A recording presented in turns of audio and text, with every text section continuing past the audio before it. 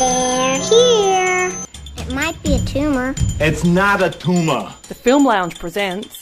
Spoiler Free Movie Review! First you gotta do the truffle shuffle. Come on! with Chris Gooch. I'm the dude.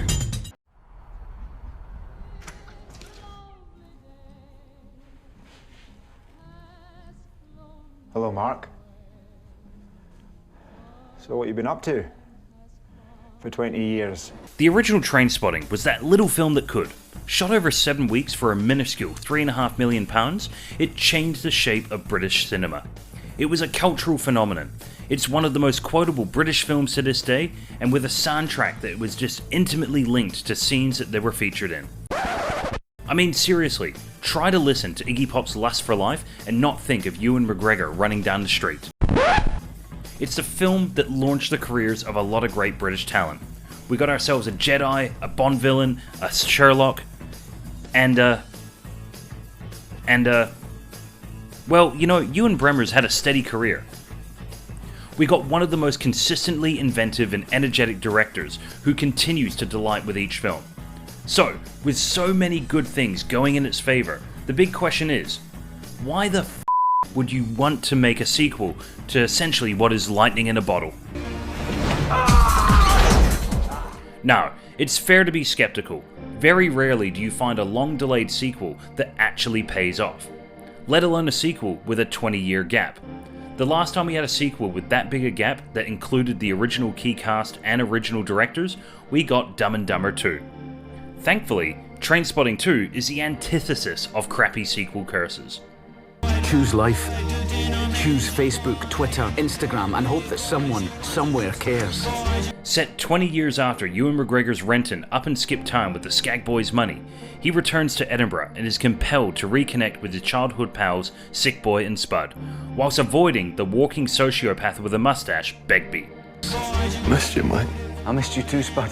Ewen Bremner's Spud is still a heroin addict, whilst Johnny Lee Miller's Sick Boy snorts cocaine like it's an Olympic winter sport. And the ever-terrifying Robbie Carlyle's Begbie is an escaped convict, robbing houses and trying to achieve an erection. To tell you any more would be spoiling this really well-crafted tale of reconnection and redemption. Choose looking up old flames, wishing you'd done it all differently. Do you still take heroin? The one thing that I will tell you though, is that if you've read the original book that served as a sequel to Trainspotting, then this film is so far removed from the book that it's almost unrecognisable. The film does not include the character of Nikki, there's no scam involving producing a hardcore porn film, and Spud is not writing a detailed account of the history of Lee. Sick Boy still runs his auntie's pub, Renton spent time in Amsterdam, and the film is peppered with lines and references to moments from the book throughout, but there's very little else to connect this film to the book. Choose your future. Call the police. What shall I say? Just tell them we're dead. Personally, I wasn't a big fan of the book, so I'm really glad the film went in the direction that it did. It feels like a more natural and logical progression for these characters than what occurred in the 2002 novel. Despite the differences to the novel, fans of the book should still get a lot out of this film. The characters are the same as ever, if just 20 years older and slightly wiser. The same pop culture references are infused in the DNA of this film, but with a more social media conscious tweak that acknowledges the gentrification of the changing face of Edinburgh. Of course, whether you're a fan of the film or the books, one thing that everyone should love is how well they integrated footage from the original into this film. Be it the young actors posing as the original cast, or projecting scenes onto bare walls behind the cast, or just simple cuts to the scenes. One thing that really needs to be acknowledged is how well the original footage has been restored. Even though it is clearly scenes from the original film, it looks like it was shot with the rest of the footage. Then, take a deep breath. The biggest driving force behind this choice has to be director Danny Boyle. It's amazing to think that after kicking off a career in film back in 1994 with Shallow Grave, Boyle has continued to produce challenging films that are creative, stylized, and energetic. He has a way with just composing shots that work for maximum impact.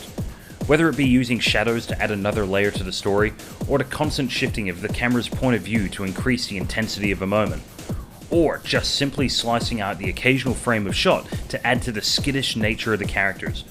Boyle has never compromised on his vision for a film, and as an audience, we are all the better for it.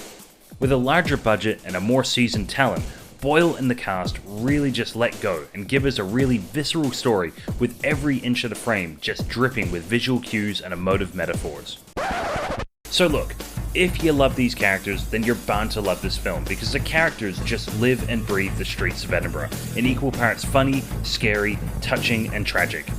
One minute you can despise a character, and the next you are just genuinely hurting for the same guy that you were wanting to punch in the face a second ago. 20 years might seem like a long time to wait, but Trainspotting 2 is definitely worth that wait. Trainspotting 2 gets 4.25 out of 5 stars. Or 4.25 Iggy Pop vinyl sessions in your childhood room. Choose the ones you love. Choose your future. Choose life.